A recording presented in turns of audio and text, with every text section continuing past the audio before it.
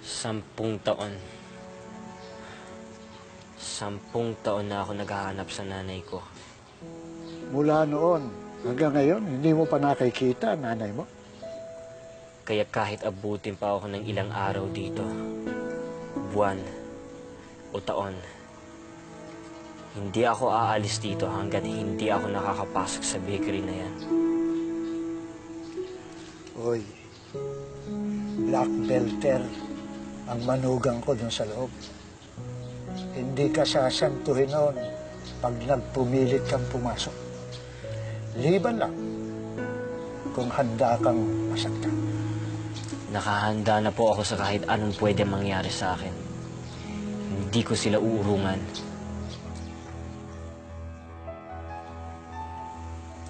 May 2 paraan para makapasok ka sa bakery niya. Ano po yun? Lahat gagawin ko. Pumasok ka bilang customer. Bumili ka ng tinapay. Ano pa po yung isa pang paraan? Pumasok ka bilang estudyante ko. At mag-aral kang gumawa ng tinapay.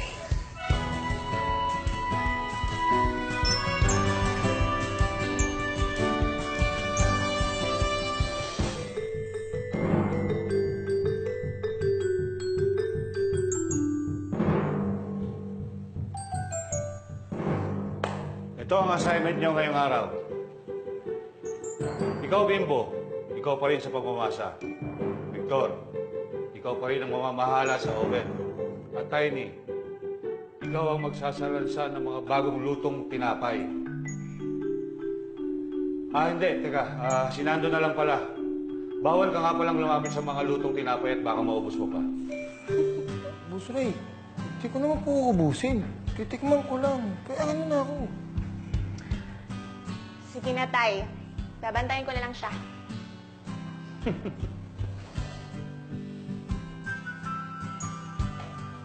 Ay, Anong ginagawa mo rito? Sino nagpapasok sa'yo? Abang.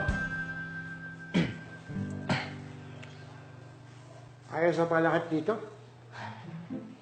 Opo. Dumating na pala kayo. Hindi man lang kayo nagpasabit ng nasundo ko kayo. Kaya ko pa naman. Ako pa. Ano ho ang ginagawa ng sangganong yan dito? Ako ba yung tinutukoy mo? Ang cute ko namang sanggano. ew. Wala kang lugar sa bakery na to. Yun ang akala mo. Nakita ko yung bata yan sa labas. Inalok ako na bitbitin ang gamit ko. Bilang pasasalamat, pinatuloy ko. Maraming salamat. Ngayon, makakaalis ka na. Dito lang siya. Hindi siya aalis. Oh, ano ka ngayon? Yabang. May pangako ako sa kanya. Kapalit ng kanyang pagtulong, kukuha siya ng pagsusunod. Papa, parang wala namang alam sa pagbibake yan eh. Magsitigil na kayo. Nakapag-desisyon na ako. Kukuha siya ng pagsusulit at mag-uumpisa yon mamayang gabi. Kaya ikaw, kumanda ka.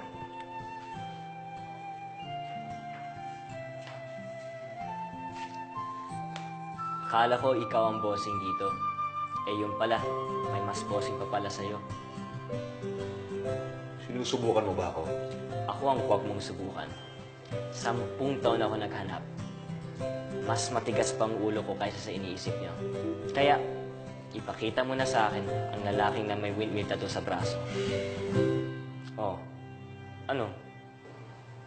Ayaw mo pa? Sige, maghihintay lang ako.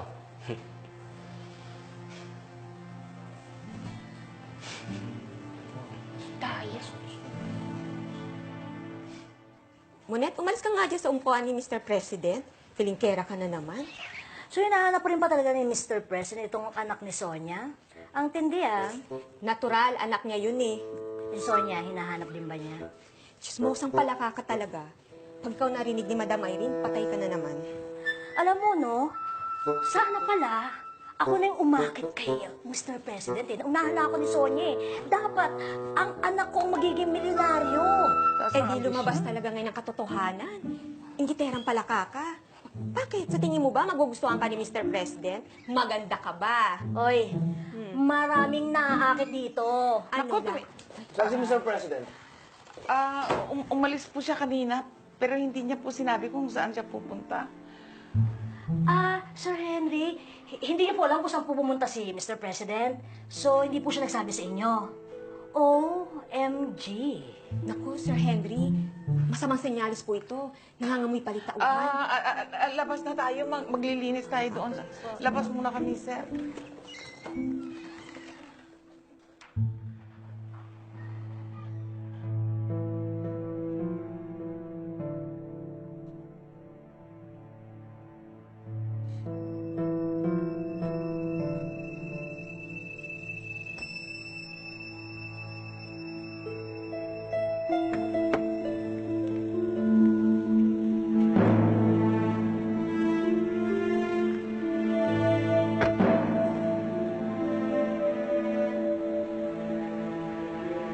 May iwan ka na lang dito. Ako na lang ang papasok. Mr. President, sigurado po kayo? Hindi po ba delikado? Kaya ko na to. Ako na ang bahala.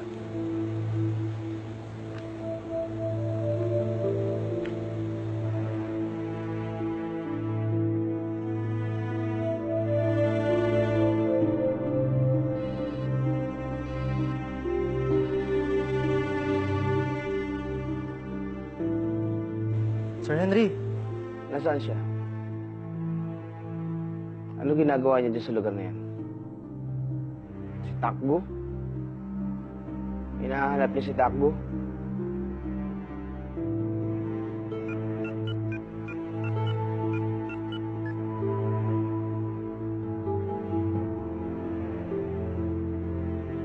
May papagawa ako sa inyo ngayon din.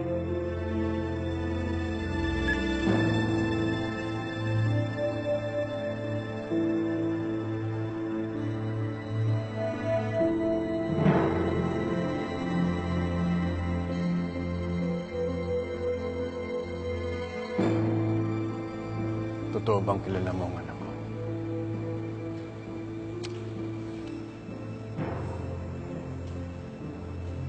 Takbo.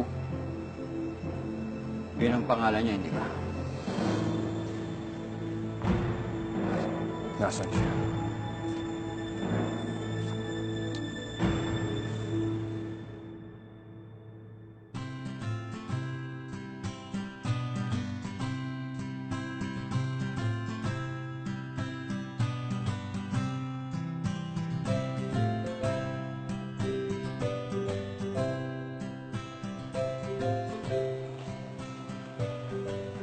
Bakit ka nandito? Doon ka. Doon. Bakit ka naka-ismit? Mukha ka kasing emot. Doon kasi nga. Sabihin mo, nakikita ka lang sa akin. Palibasa crush mo ako. Kasi yung mukha mo doon. Ikaw kang nakulit doon.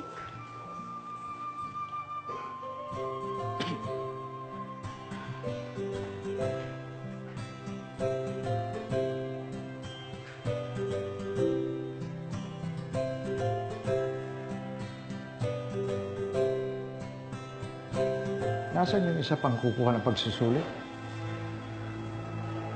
Master Javier. Master, siya po ay si Jericho Tan. Siya po ay nag-aaral sa Amerika. Tumawag daw po siya sa inyo noon. Naalala ko na.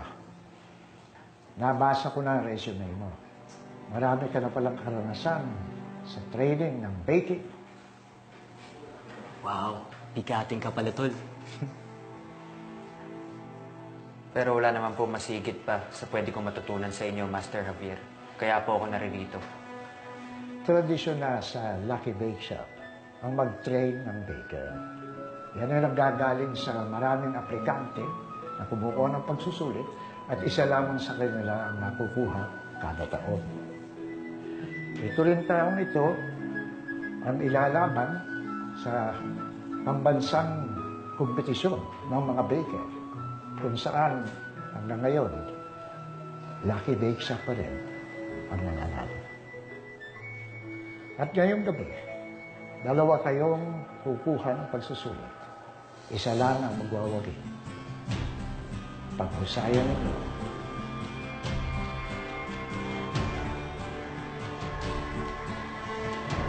Umpisahan ang pagsusunod.